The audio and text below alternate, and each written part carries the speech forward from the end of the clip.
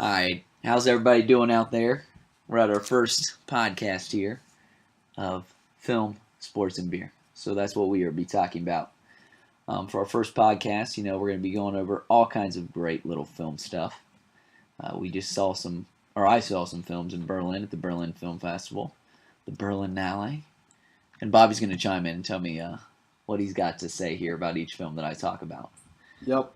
So hopefully this kid, tell me you got some insight. So I'll introduce myself, I guess. I'm Evan. I'm going to be here all hour with you, giving you the lowdown on some films, and then also going through some sports rants, maybe going through some films that you're going to see in the future. I would say I'm a filmmaker. I'm a filmmaker, right, Bobby? I got the red camera. Yeah, you definitely are. You definitely have a camera. Exactly. As he's showing me a great picture of me filming. I have a filmmaking now. That's what I do. So this is the kind of things that interest me. So we're going to be going over that and doing all that good stuff in the next hour. Bobby, tell them a little bit about yourself. Give them a little bit of your background. My name is Bobby Council. I'm 27 years old. I was asked to do this as a favor. Okay, come on. And I have done some broadcasting in the past, and I'm looking to see where this little show takes us. I feel like that was almost a dating kind of. You're not going on a date, and if I was going on a date, I would say that was terrible. I don't think so. I do not think anybody would be interested in what you just said. When you're on a date, it's all in your eye contact, your body language. I'm not looking at you. Well, that's fine. That's fine. But I'm just saying, if it was a conversation, maybe a first phone date, maybe with this, that's how new age people do this.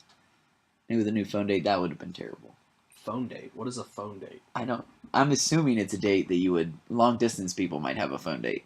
Terminators. You don't start a new relationship long distance, though. That doesn't make sense. Yeah, but I'm saying, it could be a second date. Let's say, even in, Transformers. She has a date with Shia LaBeouf over the internet. They were together by the first. Actually, even that got canceled. They were together in the first movie. Though. I could have blew it. Bar Friday night. I'm not going to be on the phone with her in Seattle the next night. You could. It's new age. I could, but I won't. That's crazy. Okay, fine. But you would blew it if you did. We can agree with that. Yeah, sure. Okay, good deal.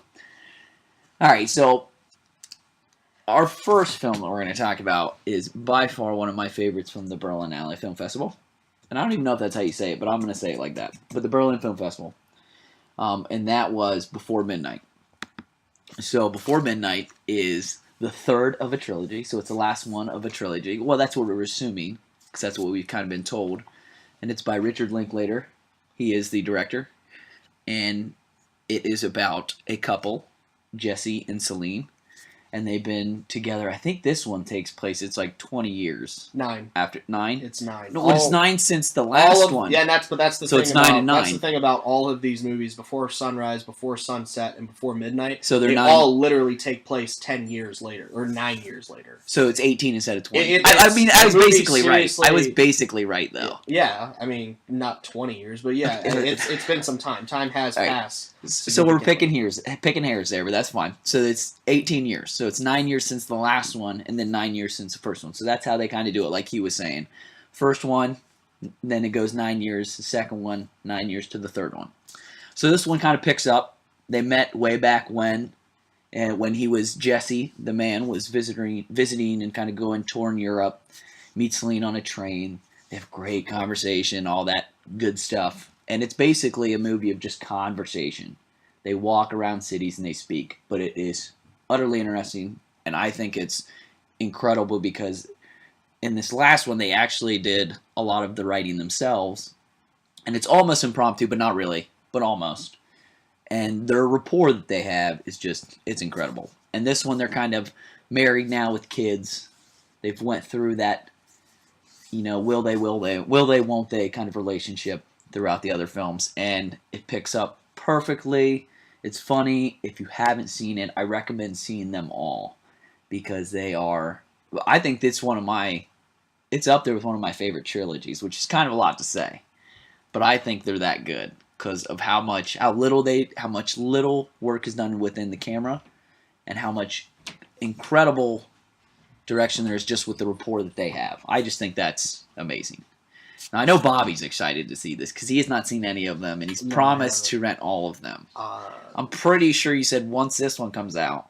Well, I may not watch like these Linklater films, but I'd watch some of his others. Okay, well, yeah, he's got all kinds of great films. We obviously know that, but this, I think, is a trilogy. I mean, you have to check it out. I would rather watch School of Rock than these movies. My God, come on. I would rather watch Dazed and Confused, actually. Okay, well, Dazed and Confused is a good one. Which is these are Linklater movies, and these are movies that I would watch. I would say this doesn't seem like it.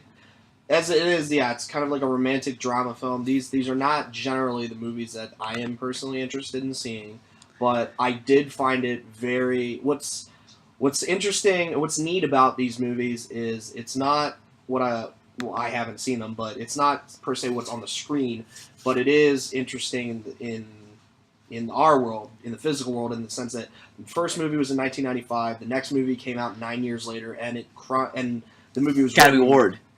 What did the 04 Before Sunset? 04 got Academy Award for writing. Well, that's good, and it's so neat because it's the same actors in all three of the movies, and they literally do take 9 years of real time in then releasing these movies. And they were nominated. I'm sorry, they didn't win. They're nominated for Before Sunset, the second one. I think it's great that Ethan Hawke and Julie Delpy were together through the whole trilogy, and it's just I just when I first read up on these movies, it's cool. I thought I was like, oh, that's cool. Neat. Yeah, they literally do it really 9 years every single movie they come out with one. I don't think they're going to do a fourth one. Yeah, I would imagine they wouldn't. Yeah, I thought if that's something to take away from it, yeah, it's neat. So you might not like it because it does get romancy and very cute. That's not something. That's not something you're into. I'm not into that. I'm not into that. I kind of got into it because it does get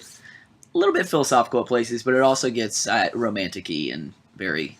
You're probably going to want to watch all three of the movies at once because from what I was reading in the synopsises for all three, it definitely does have an arc, but the arc has to be looked at from all three movies. In the first one, they are just kind of starting out, beginning their relationship, and it does come to a point, but there is not really much of a result at the end of the first movie. And then the second movie picks up 9 years later, and in actuality, 9 years later, yes, the next movie's come out, and they both have kind of gone their separate ways. Ethan Hawke's character Jesse is a writer, and he's actually married with a kid. And Julie Delpy, Celine, is you're getting into this. She now. has a job, and she's together with a boyfriend, but she doesn't see him. And she doesn't talk about it too much. They reconvene. By they don't chance, talk about it too much. At a Q&A or something with. Yeah, he's on a book tour. Jesse's on the book tour. This is in Before Sunset. The second movie. And so then they actually do decide to get together in the second movie, and then in the third movie, I'd say it's kind of like the down arc in that. They're for the most part, they're together. They do have twins. They do have kids. Let's not spoil it because it's not coming out. But they have twin kids now, and they're going on vacation. This is basically the movie, kind of. It will wrap it up. It'll wrap it up. Yeah, it'll wrap it up. Yeah, but that's it. There's no need for like a fourth. Yeah, one. I mean, there's probably not going to be a fourth one. They probably don't need that. I know you're probably not going to be into it, but it sounded like you were getting into it there. I think I felt a little bit of romanticism. I think I got the romantic mushy Bobby. No, mushy Bobby? It's just this is mushy. I think this is mushy Bobby. No, it's not. It could be. Well, we'll come back to that. I think Mushy Bobby's going to be with us for a while. This is good, though. That someone like this could make, Dazed and Confused or Bad News Bears, the new one with Billy Bob Thornton. And then make these kind of movies. But the Dazed and Confused come to this. It's very cool. He's got a pretty diverse. And I'm pretty sure. Did he also do the Sex Lies and No? That was who was that? That was Sex Lies and Videotape. Yeah, Sex Lies and Videotape. That was what's his name? He just did Soderbergh. Soderbergh did that. Steven Soderbergh, right? Is that right? Yeah. Okay. Yeah, that's what I thought. Okay. For some reason, I was Scanner Darkly. Actually, pretty good. Scanner Darkly. I do enjoy that film. I would definitely recommend that as well. I did enjoy it. It's weird, but I liked it.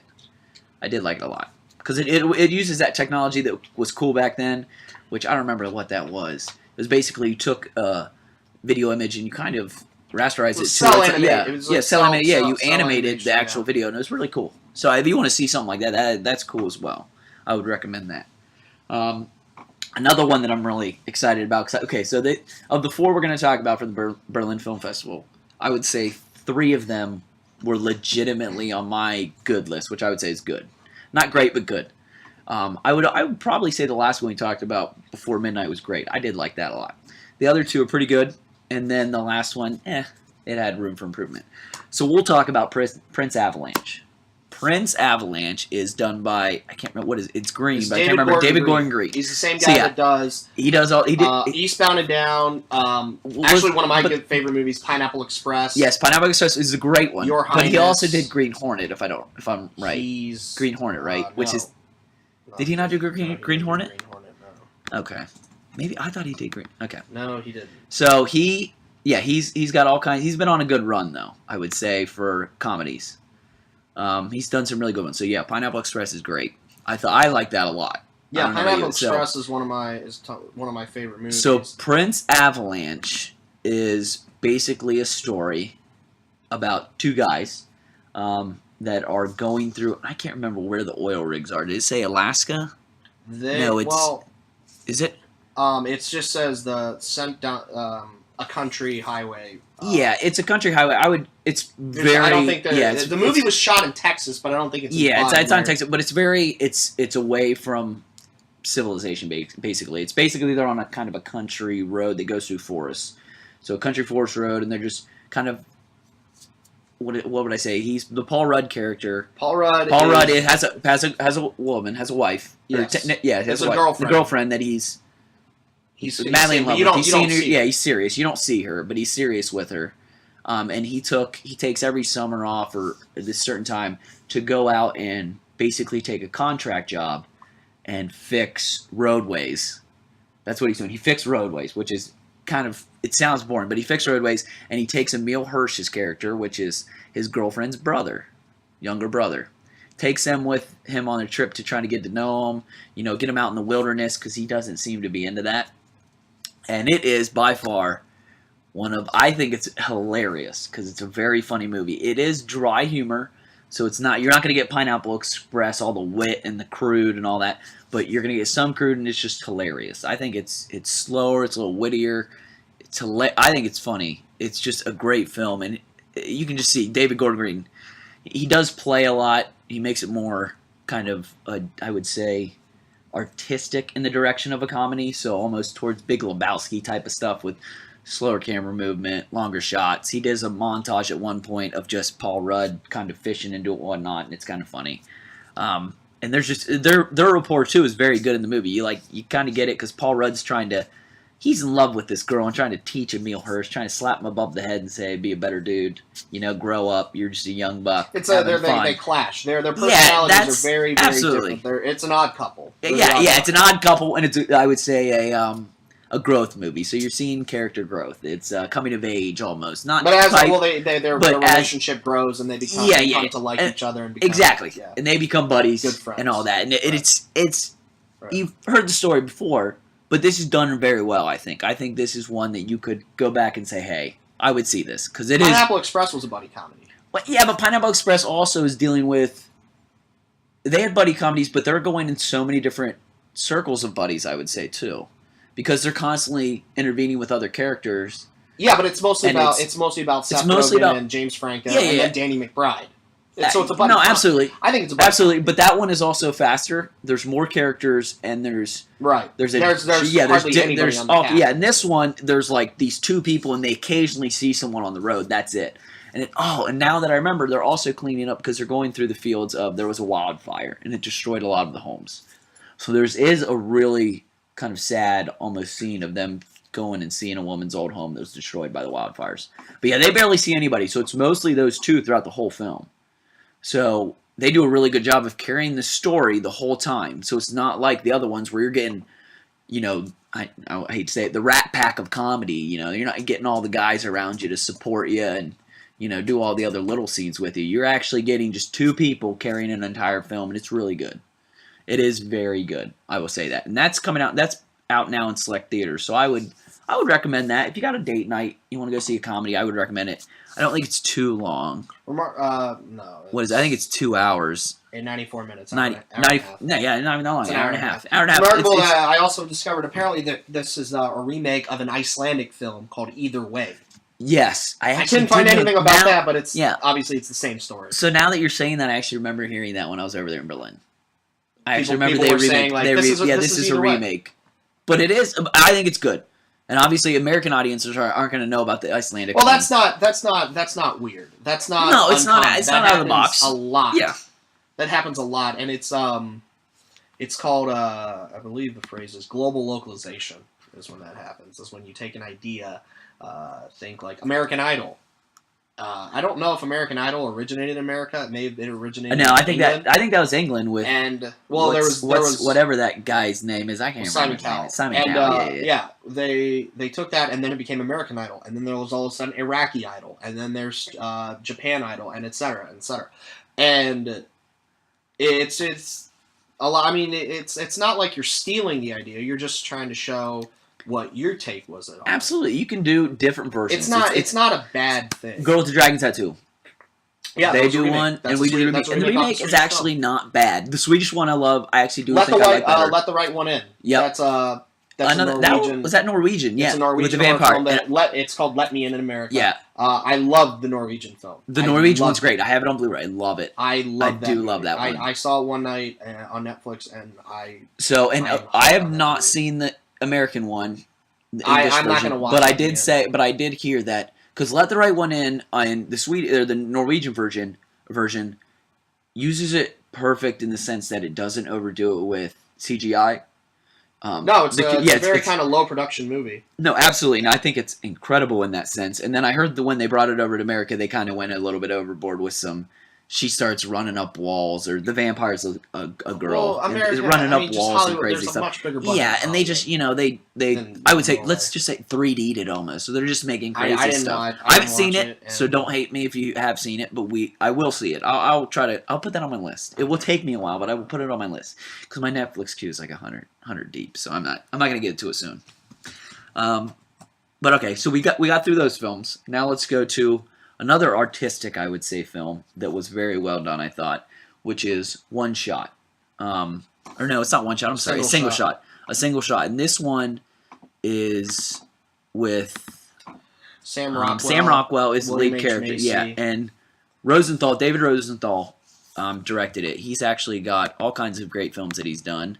I think he's got a pretty good background of at least a couple of them, right? David Rosenthal? Yeah. No, maybe I was thinking of someone else. He's only got a couple, it looks like. So now that I say that, he's only got a couple. He hasn't directed. Well, so this is, I would say, then this is probably... He's directed a few shorts and documentaries, and then he didn't really do anything for a while, and then he made a movie, two movies I've never heard of. Janie Jones, I've never heard of that. I've never heard I was thinking of someone else. So this one, actually, if this is his, I would say, Hollywood debut or American debut, this is pretty good. He directed See This Movie. I've heard of that. I haven't seen it. Yeah, I've not seen that either. But okay, so this is, I would say, if this is his first larger budget film, he did a good job. We did hear, which is my brother will love this. Me and my brother were coming out of the theater in Berlin after it, and one of the kids, the artistic kid, said, I just couldn't get into it because the characters were so shallow and you just never got a sense of them. And just hearing that, I was kind of like, this kid's a tool. No offense, this kid, no idea what he's talking about. Because I think you do get to know the characters. It does try to keep it, moving forward at all times, because it's under 2 hours as well. It's 116 minutes. So it's under 2 hours. So you are going through a film pretty quickly in the new sense, because most films now are like 2.5 hours, 2 hours 15 plus. And they're just too long. This one I think is a good kind of length of 116, right under 2 hours. And you get to know the characters. Sam Rockwell basically is a down-and-out guy. He's kind of living in the country. His farm got shut down way back when. And he's just living off the land right now in a trailer. Right when you see him, he's out hunting right at the beginning of the film. And what happens is he's hunting a deer, tracking it, has an errant shot, accidentally shoots a girl. And I'm not giving anything away with that because you see that within the first 10 minutes. So if you're going to see the film, just know that. shoots a girl, and basically the film follows that process going forward. What happens? What does he do? Who does he meet on the way? What does he run into? Legal troubles, whatnot. And it's take place. I don't know. It's a small town. I don't know if it's a Wyoming type of place. No, it doesn't. I don't think. I think this is actually off of a novel. Apparently, this was a book. And does it give? And it doesn't. It doesn't say. It doesn't give where it's at. I think the review that I was reading describes it as Nowheresville, USA. Yeah, that's what it feels like because you're in a small ass rural town. area town. It's small. It doesn't specify, much like Prince Avalanche, I believe. It does not specify the location of the area. You're just to assume that it's middle of nowhere, rural USA. And you get that right away. You definitely get that because it is. You can tell that everybody in town. It's a small town, small diners. Everybody knows everybody, so you're getting that sense right away. Like there's nothing like it you easily get the nowhere USA. And during this process, he's also trying to reconnect with his wife and daughter. So he's trying to get them back in good graces because they kind of threw him out in the snow, let's say, because he wasn't making money. He doesn't have the farm jobs anymore. His family lost their farm, so he's out on his own, trailer parking it up with him and his dog, and it follows him throughout his process of accidentally shooting a girl. You find out who the girl actually is, her family, problems that ensue, legal troubles, all that good stuff, and it's a thriller type thing. I wouldn't say it's a mystery because I don't know how much of it is a mystery. You do find out stuff on the way, but I wouldn't say it's a mystery. But I would say it's a thriller, and I thought it was great, and I thought it was really well done. It kept me interested the whole time. If you want to go see it, I would recommend it. Sam Rockwell's, I think, one of the better actors out nowadays. I think he just does really good stuff in whatever he's in. Yeah. I don't know about you. If you've seen Moon and all that, I think he does well in all of that stuff. So if you're out in theaters and you see that, I would definitely recommend A Single Shot. That is definitely one I would recommend. Bobby, any takeaways? No. You did give good feedback there. I couldn't find much on this movie. But I love that you're getting from that. You got us in the book. You told us it was a book, which I'm loving. I'm loving it. It must have something to deliver if it's holding its cards close to the vest. That's what I think. It's really good. All right. Now we have to move on to my fourth one, which you want to do. I saw all kinds of films there, a bunch of documentaries and everything else, and also some kind of first-time features. I don't really want to talk about those because I doubt anybody's going to see them or really care, so we won't get into those today. Maybe some other day we might bring one up. The last one, though, does have some famous people that you might know of. One being Shia LaBeouf, another one being Vincent D'Onofrio, and then also the gorgeous, which she is gorgeous. I absolutely think I might be in love with this girl, Evan Rachel Wood. And she is a hottie. And if you want to look up what she's in, you can. John Hurt is the narrator. You'll know him from all kinds of stuff. Probably he's a great actor. And then Mads, I don't know if I'm saying this right, Mikkelsen? Mads Mikkelsen. And he's in a new series in TV. So you probably will know him from the TV series that he's in now. Let me see if I can find that. Hannibal. He was just in the new Hannibal series that they launched. And I don't know if that's still going on or if that was just piloted for... It looks like there's 13 episodes. But he's in that. So if you might know him from that or some other films. He's been on all kinds of films, so he's one of those guys you might be like, oh, I've seen him in this and that. But he plays a pretty key role in this. And he's really good. He does a good job. But this film, it's called The Necessary Death of Charlie Countryman. I was not as big a fan as I was hoping to be at the beginning of the film, because it's kind of done another artistic way. Colors are blown out. It's really cool how they do it, but the story just falls short in a lot of areas. Me and my brother both kind of were like, man, that had potential, but it never quite got there.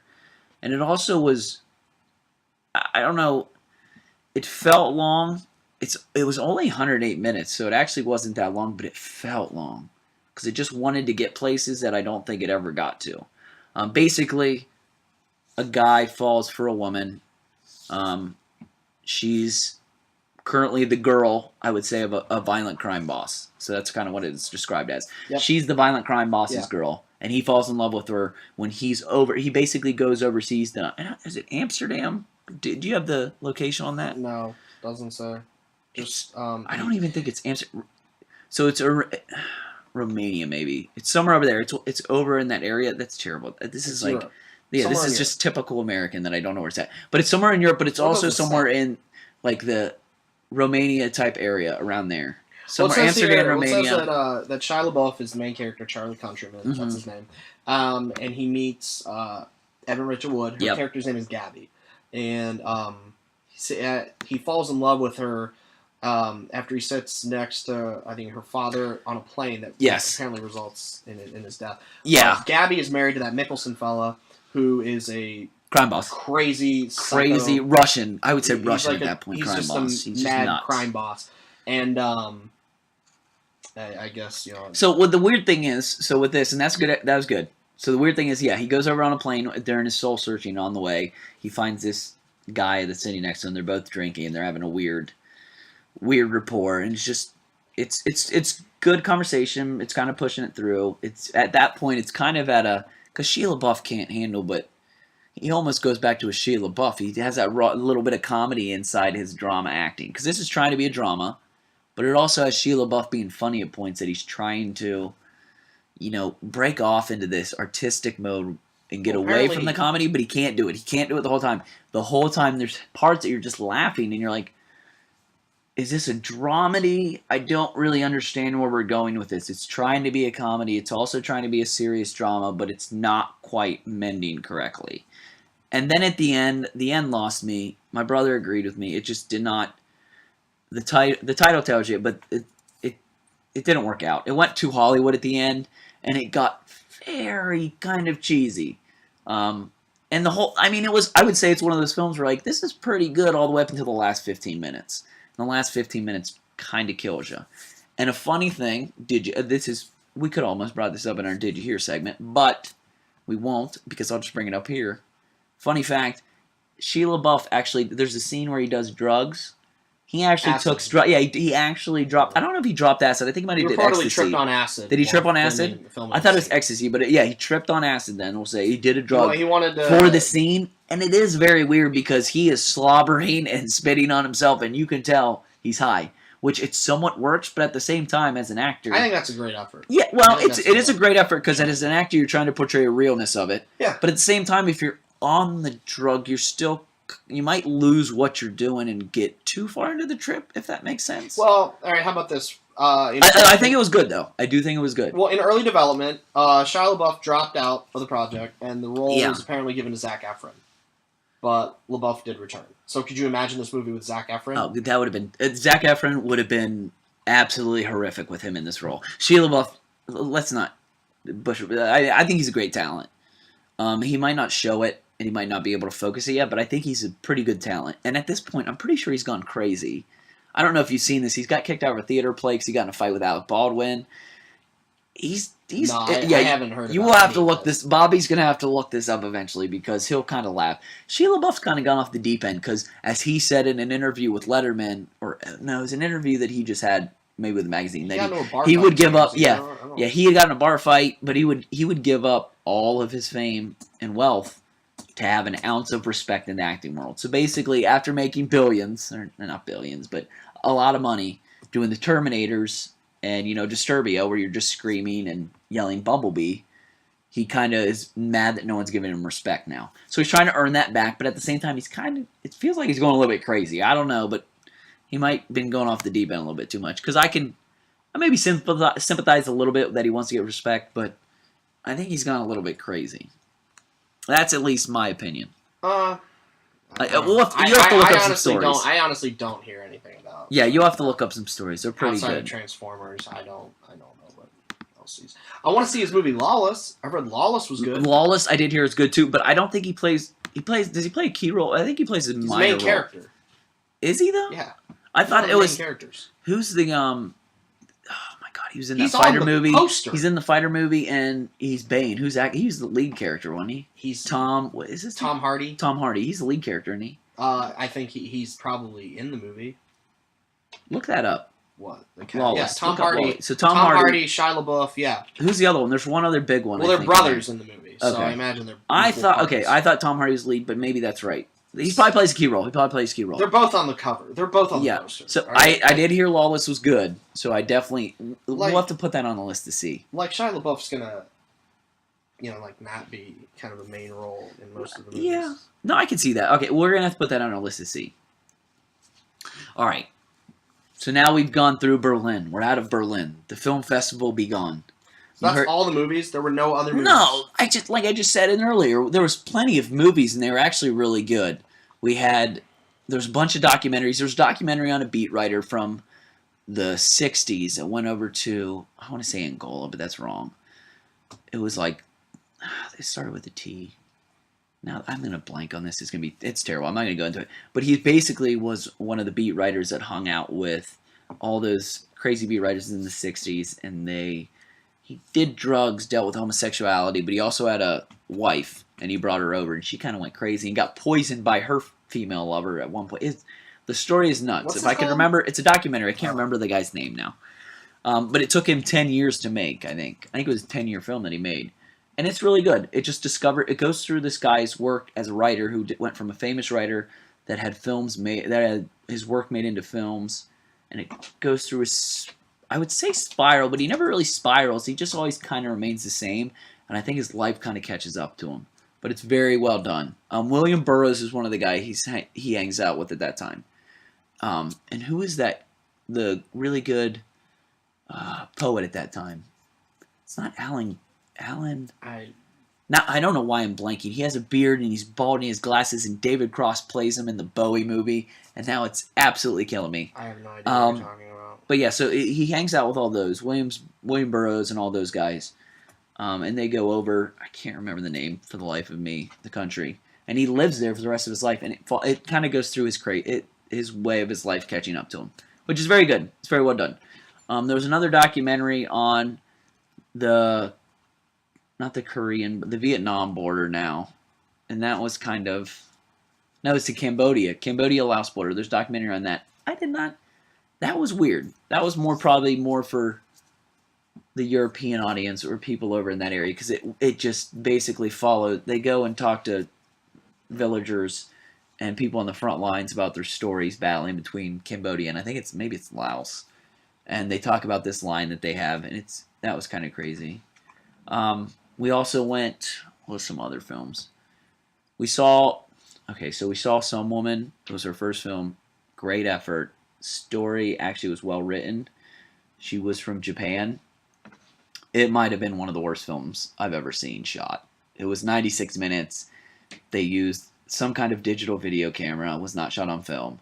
She couldn't pull focus. It was shaky most of the time.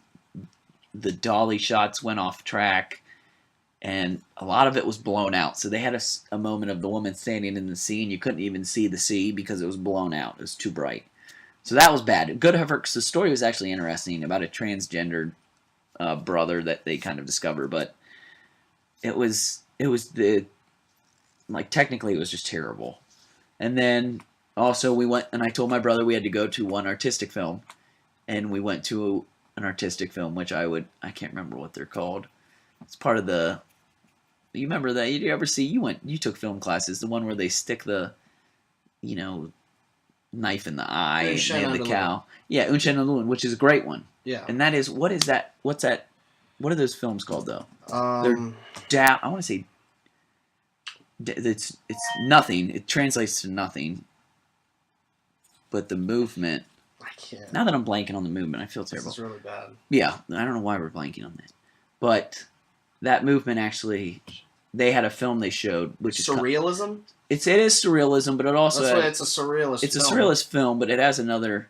There's a movement that I can't remember, which I'll look up later, which will just bug me. But yeah, surrealist film, and they have another. We went and saw one, and it basically was people yelling, the camera just moving, him filming the whole time, not saying cut, and yell. It was weird. It was the weirdest thing ever. There was an hour film, and I told him we had to stay. And this guy had a MacArthur grant, so he's apparently a genius. Within the first 10 minutes, and I'm not kidding you, half the theater left. And I told my brother we're watching the whole thing. Because there's no plot line, it's just people yelling and walking around. And voiceovers that are weird, that sound like Bane at some point. And I'm like, we're staying the whole time, and it was miserable. One of the worst things I've ever seen. I'm not kidding you, Council. At least you stuck it out. I stuck it out. I did. I tried to do it. Well, I don't know. I've got a couple of the movies here. There's Gloria. Did not see it. Nobody's Daughter, Hey Wan. Well, you got to. So you're gonna look up all the ones at Berlin. Paradise Hope. The problem is there's so many showing throughout the entire city that we were there for a week. We went to as many as we could get tickets for, and it was just nuts. And I mean, we were running around. We'd see 3-4 films a day, and you're running around the whole time. And we still couldn't even get to half of them because they had, I think, at least 80 to 100 entries, and they had all kinds of theater. And then a lot of them were sold out. The later ones got sold out, but those are the ones I saw. So I had a great time. I recommend film festivals. I think is my new kick. I'm gonna start going to all of them as much as I can. There's none in Columbus. Yeah, well, Columbus has a small one. It's digital, and then Cleveland actually has a pretty big one for Ohio.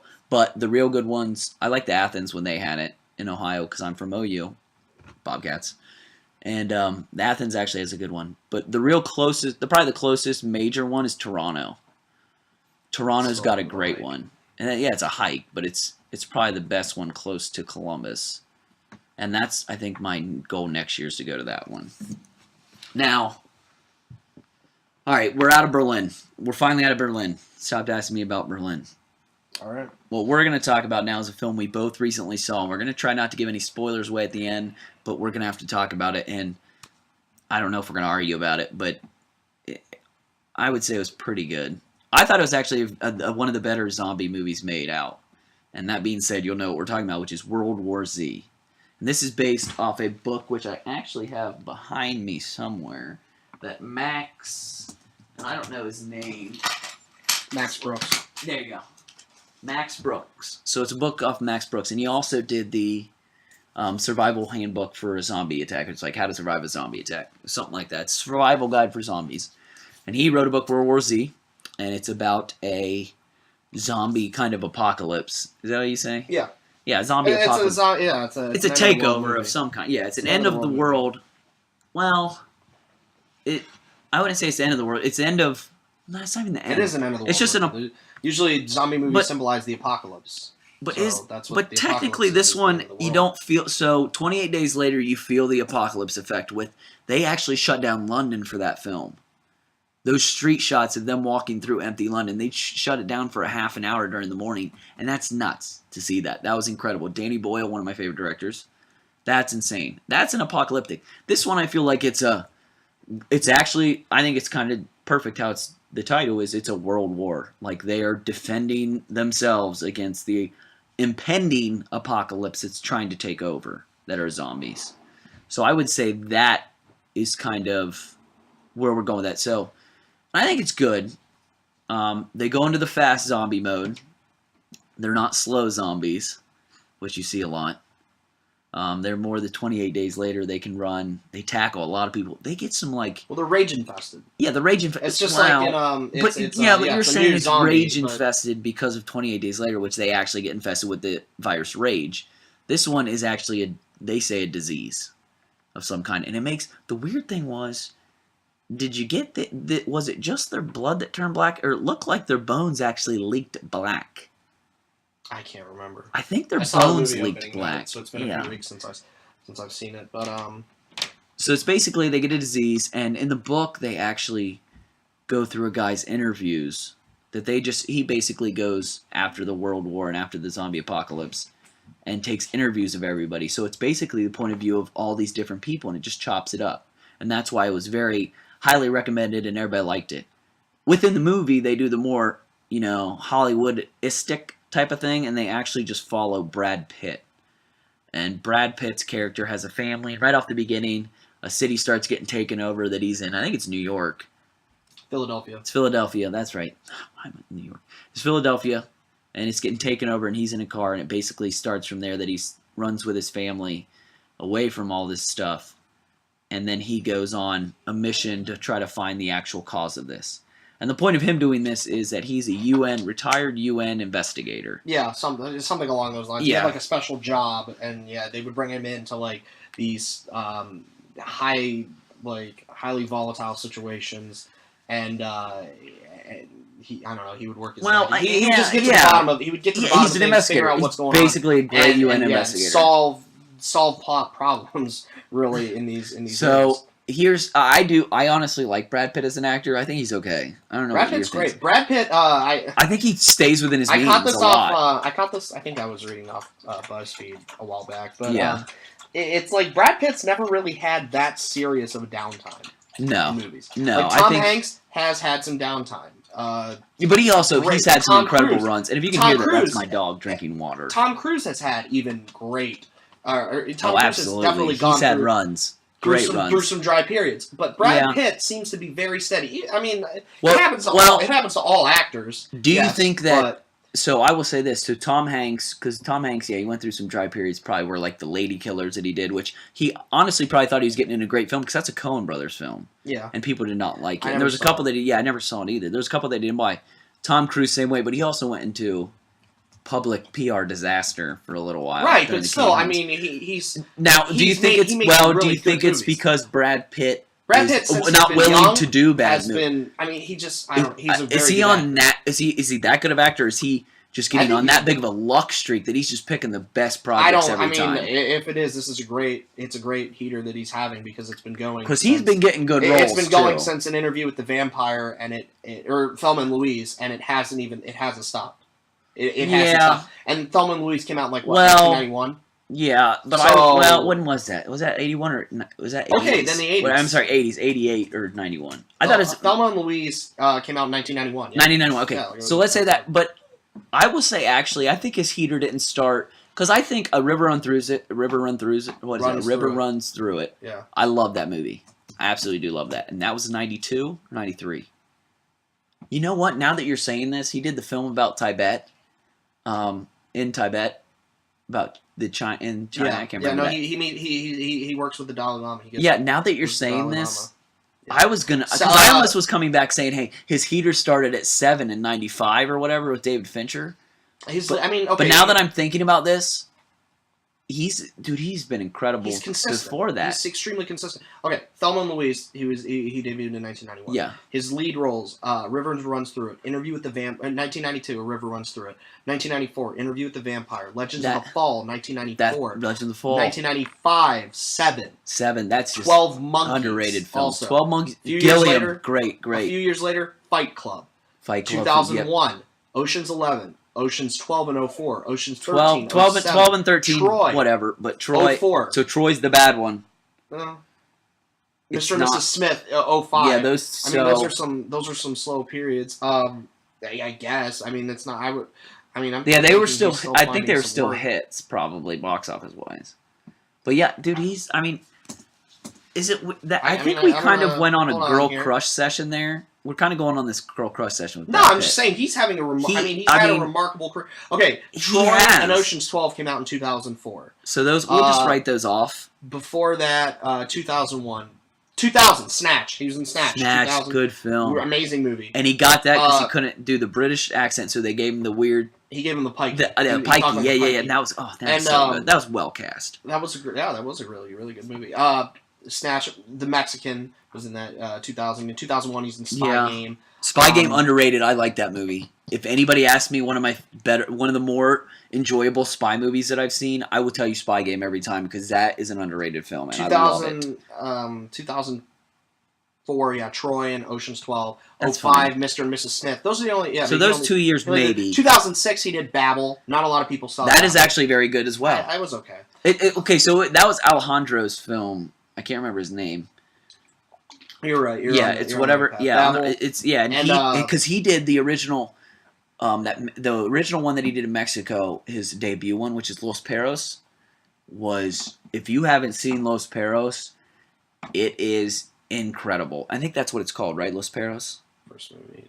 I think it's Los Perros. It's up there. Yeah, Amores Perros. Amores Perros. Yeah. And if you haven't seen that, you need to go see it even you, Bobby. That film is absolutely 100% incredible.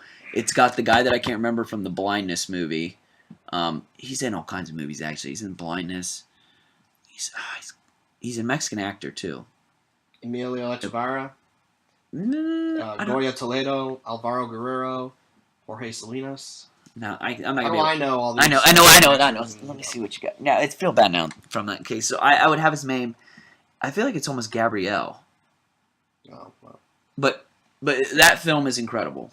If you haven't seen that, go see it right away. Drop what you're doing and get that because that one's incredible. But I agree. I think he's been on a heater. So we'll get back to the Brad Pitt crush. Burn After Reading. Burn After Reading's not I bad. hated that, actually. That movie annoyed me. That movie actually really annoyed me because I could not now that you're stand saying that, I'm watching trying to think Clooney of it. and I did not like the role Clooney was in, and I didn't like Brad Pitt's character. Yeah. After watching Danny, Ocean, and Rusty be what they are in the Ocean's movies, watching them in these other roles, I honestly just did not like the movie. It annoyed me. I didn't like.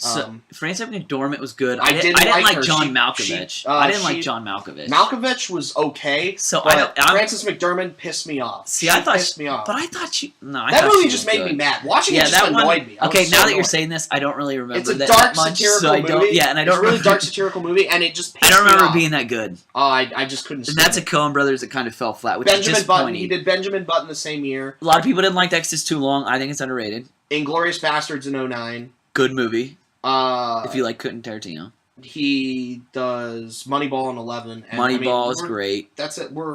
And now we're back. Like, now we're here. So he's doing good stuff. There was a bad crime boss movie he just put out. I don't know what that was right before this. He's in some kind of mob. Killing Them Softly? Yeah, Killing Them Softly. I heard that's not any good. I heard it's okay at best, but then he puts out this the same year, so this is good. Let's get back onto the trap of World War Z. So World War Z, man, we were off that for a while. That was a rant there. World War Z, I would say it's good. I think it's a good zombie movie. It's a great movie. I think we're going places with this zombie movie because I think if you're going into a zombie movie, your expectation should be, it's a zombie movie. Let's see what they can do with it. Which this one, they give you all the killing. They give you all that good stuff. But they also have storyline, I think, almost to a point where it's What I really am crazy about in zombie movies is how it happens. Every single... How the zombie... Yeah, how the outbreak occurs. Yeah. What is the virus? What causes it? That's what I think they did a good job at, is explaining what not only... They didn't get to what caused it, because it's That's the thing. It never is seriously explained. But I think they do that on purpose to open it up for a second one, and you know that too. In some of the but they could do a second one. That's why they did None of the Living Dead movies, they would explain things, but they also explain how they can beat it. Well, they don't even see in The Walking Dead. They explain how you become one because everyone's infected in The Walking Dead. Well, okay, even the people that are alive. That's a show. Well, I honestly haven't seen that show. You've never the graphic seen novel? No, The Walking I can't get into The Walking Dead. Everybody gets into that. I can't get into it. You see me, I'm getting the Sopranos here. I'm on that kick right now. I'm going nuts. Yeah, but I can't. 10 years behind. Well, obviously, I'm an old person apparently with this. But the Walking Dead is a graphic novel. I understand that, and they convert it into this TV show, but I can't get into the TV show because it's too tough for me. But they explain basically. Okay, they don't explain how the outbreak happens. So there is no source. That's fine. There's no patient zero, as they phrase it in World War Z. But they explain that basically everyone is infected because the minute in The Walking Dead, the minute you die, you're infected. You turn. No matter how you die? No matter how you die. Yeah, they figured that out. So that's a true... You and me could be living... That's a true almost sci-fi, yeah. That's true. We could be living in that world. Yes, we're alive right now. As long as you're in that world, you're dead, you're a zombie. Yeah, but the minute you die, you turn. Which is crazy. I'd still really... that's crazy. The thing. Most of the time, you do not... See, how does it happen in 28 days later? You don't know. No, yeah, they do. They explain it. It was the rage-infected monkeys. Yeah, we've already been over this. The rage-infected monkeys, which it is what it is. That's government, which is fine. This one, I think they're leaving it open on purpose. But at the same time, they also explain how to defeat them without shooting them. Because everybody knows you shoot, decapitate, and you burn. But this one, it actually gives you not a cure, but what you'll find out. And now I'm revealing too much. But they kind of go in and they show you how you can defeat them, which I thought that was really cool. I thought that was pretty good. I thought that was a neat alternative. If you like zombie movies, I think it's a good zombie movie. It's okay. Because even for the person that just wants to see killing and zombies, you're also going to get a little intellect in there. I personally expected. It's really bad that I say it, but I expected more because everyone was like, "This is it's such a good movie. It's so good, so good." So my expectations were apparently not reachable. But I mean, I'm still saying the movie's like 7.5, 8 out of 10. It's a No, great yeah, I think summer it's, movie. I think It's it's good. entertaining. It's one of the fun. better summer movies out so far. Absolutely. I've never heard anyone right. say it's bad. So Also, well, I want to say a good part of it. I didn't dawn on me, but there is a scene in the movie where he ends up in England, I believe, and he's at a hospital that he thought was like a safe zone. yeah, And Peter Capaldi is a doctor in it. And if you don't know who Peter Capaldi is, he played Malcolm Tucker on an English show, The Thick of It, which mostly focused around British politics. He's like a foul-mouthed, very funny, very hilarious character. He's in a movie. The Thick of It had a movie. It's oh my god, what's it called? In the Loop. It was called In the Loop, actually, starring James Gandolfini. It was an '04 film. Gandolfini. And R.I.P. Love him so far. R.I.P. Around dude. the leading up to the events of the Iraqi War, and his character is just he's very foul mouthed. He's very very curse. Think of like we're foul mouthed. Think of like a political Ari Gold from Entourage, and he's just I would watch on. that. I would and watch it's really that. funny. Watch In the Loop. It's on Netflix. I'm gonna have to see I think this. it's a really good flick. Instant? Is it on Instant? It's on Let's Instant. give the clip. Yeah, It's on Instant, Watch people. Instantly. If you got Netflix, you got to see that. But yeah, the thick of it. It's a British show. It's been around for 7 years, and he played a character on it. It was dealing with British politics, but I mean it's the same thing. And watching him in this kind of a role, and it was very serious, and he was not humorous at all. He was a very serious and character driven person, and I thought that was great. I mean, it really surprised me. It sounds good. I'm not gonna lie. When you got when I first saw it, I was like, holy shit, Peter Capaldi. You had me at political Ari Gold because I think I've been kind of. I mean, that's how That's how I see him as. He's very foul mouthed. He's very in your face, aggressive, an intense individual. He's not an intimidating man, but he's just so colorful in his language. Yeah. It's a great show. I wish The Thick of It was on Netflix, but it's not. But In the Loop, it has most of the characters that were in that show.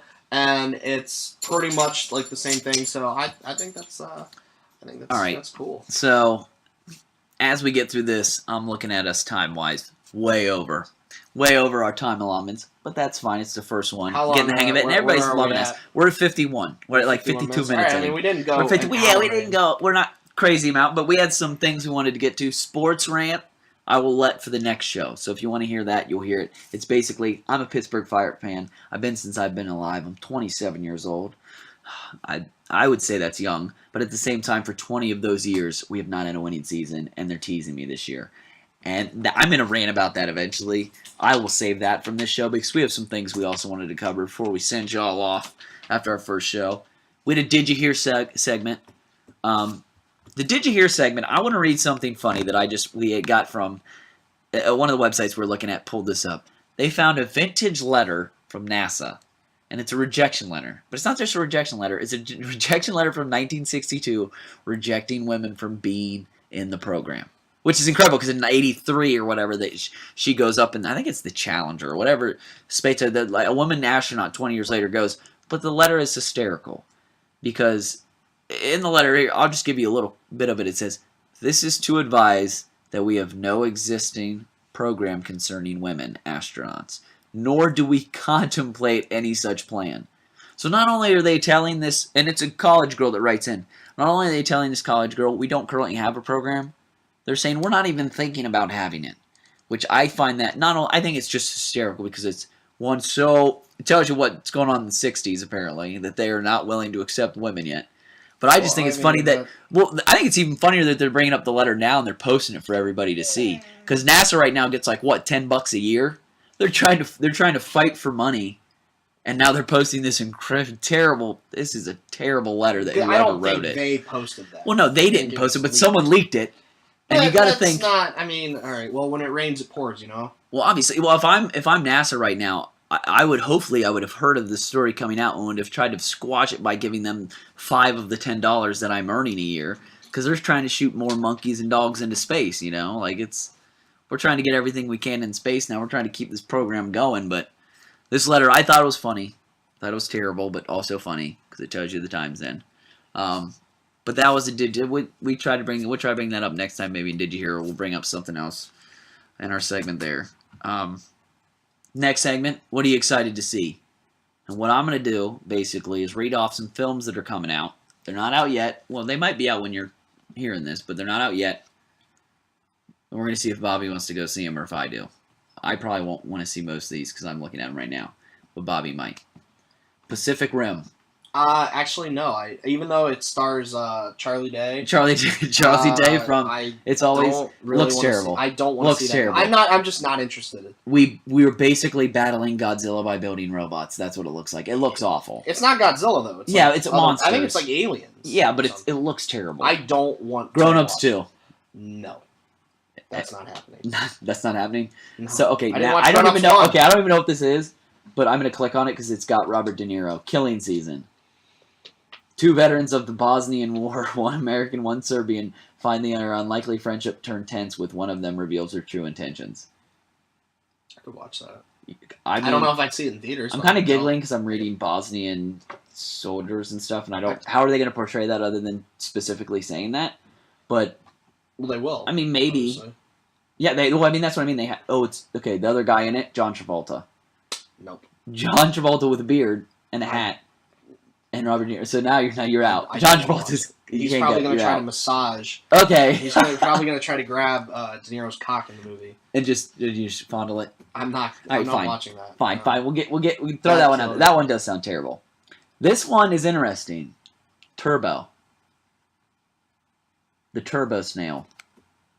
The guy it's a snail that wants to be fast. Is this like a? And it's a Pixar. Yeah, I was just about to say, is this a Pixar flick? Yeah. I think it's done by Pixar. No thanks. Dude, this is okay. Other than the lead characters, actually, the lead character is Turbo, but Ryan Reynolds' is voice. I'm not a Ryan Reynolds fan. I don't want to watch at all. It looks like a good one though. It looks like a hot chick or something doing a voice. I'm not gonna want to watch this movie because I'm gonna see her. I'm gonna see her snail version animated. And I'm like, that's not sexy. I'm not trying to watch. You're not turned on by snails.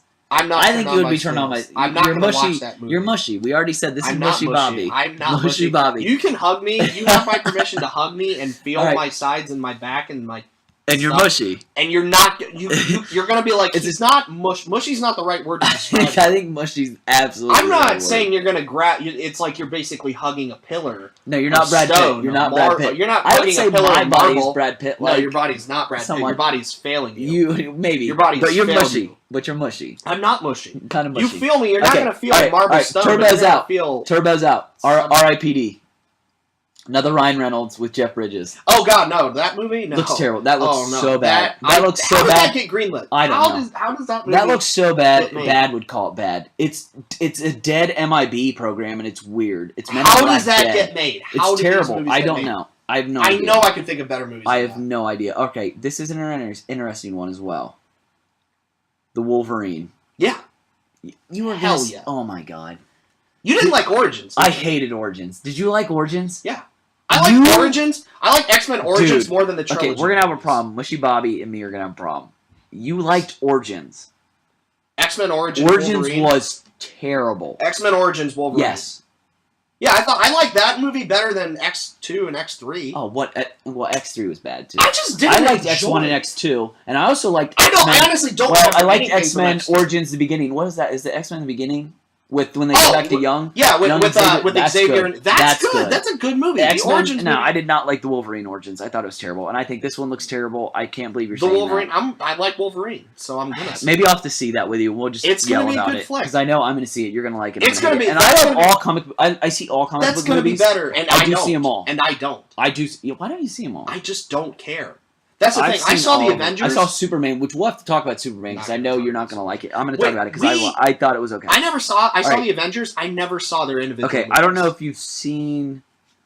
Let's see. I don't know if any of these other ones really... Elysium. Mark Wahlberg, District 9 director. That one actually looks average. It doesn't look good. He goes... Okay, there's 2 planets, basically. Earth with this shit. Yeah, no, that's not Mark Wahlberg. That's Matt Damon. Matt Damon. Did I say Mark Wahlberg? Yeah, I just read him in another one. I'm sorry. Matt Damon, Jodie Foster. No. You're out? I'm out. Is it because of Matt Damon? No, I like Matt Damon. I really like Matt District 9 director, though. He did really well with that film. I saw District 9 and I was extremely disappointed. And so Prince Avalanche, obviously, that says... We talked about that. That says it's coming out. This is going to interest you to none other because I did not know this was coming out. Jobs. What is that about? Steve Jobs. It's called Jobs. documentary? Do you know who's playing it? No. It looks like there's an actual person playing it. Please I say will give Noah you Wiley. No. I will Damn give it. you 2 more guesses. If it was Noah Wiley, I will give you that would 2 make more so guesses. much sense. He was a huge TV star. Still is, I would say. I guess. Mark Paul Gosselaar. No. Like ginormous in this age, our age, like growing up 16, 15. TVs. I was going to say Clooney, but he's not. No, not our. He's not our age. I give up. Ashton Kutcher. Ashton Kutcher playing Steve Jobs. You're gonna laugh thinking about it because that sounds terrible. Noah Wiley kind of looks like. But I'm actually looking at a poster, and if that's of him, it actually doesn't look yeah, but too far fetched.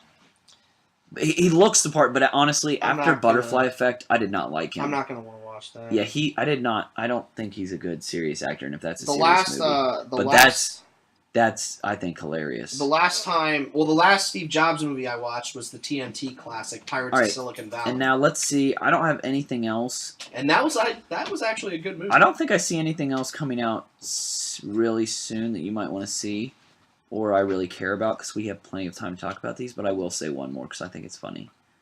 Riddick. Absolutely not. Riddick. I'm not watching it. What is it? Rule the Dark? Nope. Vin Diesel? Nope. Chris Woolheater? Nope. I'm not watching a movie. You're not going to watch it? Yeah, that looks terrible. You want to see... All right, I recommend a movie that you would got to see. You'll have to pay for it. It's only accessible online unless you're in Las Vegas. It's called Bet, Raise, Fold. Oh, my God. It's the story of online poker. Okay, let's give some background. Mushy Bobby is this wannabe Vegas poker player. He wants to be a professional. This is a really good movie. This was made by poker players for the public. This is coming from the guy. It's a documentary. It's a documentary movie. What is the crappy film with Matt Damon about the gambler movie with Ed Norton? Okay, yeah, Ringers. It's called Rounders. Rounders. Do you realize that movie? I mean, oh my gosh! I dare you to walk into the Rio and walk right into the Amazon room and in the middle of everyone and say that Rounders is an awful movie. That's fine. That's fine. You might get lynched. That's fine. But let's think about it. Rounders is an amazing movie. It's not a good movie. Rounders is one of my favorite movies. It's the worst tell ever. Movie. Worst tell ever. Okay. Admit that. That's fine. No, explain. He licks the Oreo on the one side every time. You didn't know until the end of the movie. Oh my gosh. You didn't even know until the end of the movie. A 14-year-old. Oh my God, a 14-year-old. Bet Race. You didn't know what a tell was until you saw the movie Rounders. You had no clue what a tell meant. This kid. But regardless. Bet, Raise, Fold. It's $10 to see it online. Phil Ivey here. Phil Ivey. It is in only in Vegas, I think, for film theaters. But it's a really good movie. If you have some money to spend, you have just $10. Go to betraisefold.com and download it.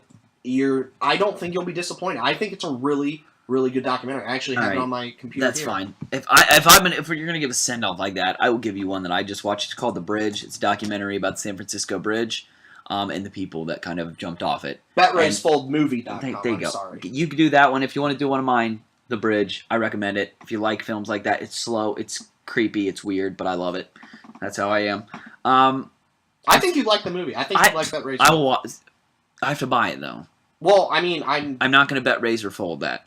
I'm not gonna buy it. You don't have, but you're so baller. I thought you had $10. Oh my God, fine. I will buy this movie and I will watch it. If you don't like it, if you honestly don't like it, you give me my money. I will. You give me the money. You're gonna say no. You're gonna say I don't like it. No, I will actually. So you lie to me. I'll be honest. You know, I would. I don't ever. I will give you half of it back. I will give you half of the money back. How much does it cost? $10. Standard edition is $9.99. You're able to download it, or you can stream it, and download it if you want. For multiple views. Fine. It's $9.99. I will give you $6 if you do not like it. Fine. Deal. I'm taking him up on this. It's a story. You all heard it's basically the story of internet poker, and it's a really good story. It's a documentary, and I think you'll like it. I went in skeptical. I will watch it. I only watched it because of my interest, and I didn't think I was like, this isn't going to be. I will watch this because I've seen a lot of these documentaries, and I'm like, they're all the same. But this was good. This was a good story. You got your documentary. I got mine. The Bridge. We're at like an. Have you seen it? No, because The Bridge debuts tonight. Actually, in that is actually a show. He's talking about the FX show, which I that looks good too. The Bridge, the documentary, is done like 2 years ago or something. It's very good. Go see it, San Francisco Bridge. All right, we're way over time here. We're supposed to stay at around now. We're 4 minutes over already. Okay. But fine, that's fine. We're gonna do a quick send off. But what I want to tell you guys is we're gonna set up an email account for you guys to email us any questions that you want us to answer on air. We'll read some We have to responses. set Don't up be a too Twitter. hateful. Yeah, we have. Well, you We can. have to- In the meantime, I have my Twitter account through my, kind of company that I'm doing with my film crew, and that's at Extinct Films. So if you wanted to do that, you can tweet us at Extinct Films, and we will read some off. Right now, I've already got a couple tweets on my personal account, which is blocked, so don't try to find me. And one of them is kind of funny. It's from our good friend at MetaWorldBoner, and it says, let's see here. God. Oh, the worst podcast in history is happening in my basement right now. I'm sure the Us Two and the topics are just incredible. That's great. You're Thanks, not going to sir. say your Twitter handle? Well, no, his is at MetaWorldBoner. Ours is at Extinct Film. So he's going to say at Extinct Film and at Goose TG4. Well, that's my Twitter That's handle. Bob- Is if you wanna GooseTG4. follow If Bobby, you want to tweet at me, follow, it's you're more Mushy than welcome Bobby. to. We're trying to get him to change his to Cheesy I'm not- 4. So if you, I would push him through that. I'm not But we're going to set one up for this podcast as well. We'll set up a Twitter account. We're also going to have an email account. If you want to email me in the meantime, you can do evansmith@extinctfilms.com. You can email me any questions, notes. If you got feedback, love feedback. We tried to do our best this show. Oh, We'll try to be funnier next time, I at think. Mikey Mac 58. Ha ha ha! You can't pay me to listen to that garbage. Hashtag water trash. slash Hashtag bottle service, because Bobby, and he's the... that kid. That's not very nice, Mikey Mac. I kind of want to slap you. You sleep in a child's bed. He does sleep... Okay, so he is a grown man sleeping in a child's bed. He sleeps in a twin bed, and he is a grown man. So that is terrible. Right. Now, remember, email address, evansmith@extinctfilms. Send us anything you want us to read, questions, whatnot, feedback. And then also, at Twitter handle is, at Extinct Films. So any of those, you can reach out to us. We're going to set some up specific for the podcast soon, and we'll get that out to you. And then we're going to post this online within a couple of days, send it out. And we're going to try to do one a week. We'll try to keep up with that best we can. Let us know if you like it. We'll try to be funnier next time, though. We weren't as funny this time. We kind of got real serious the whole time. We did. We'll try to get some laughter in the next one, because we're funny guys, I think. Yeah. We like to joke I'll around. try. But thanks for listening to us. Thanks for downloading us. Get back to us. I'm out. My name's Evan. Mushy Bobby. Ever need him, give him a holler. Thanks. See ya.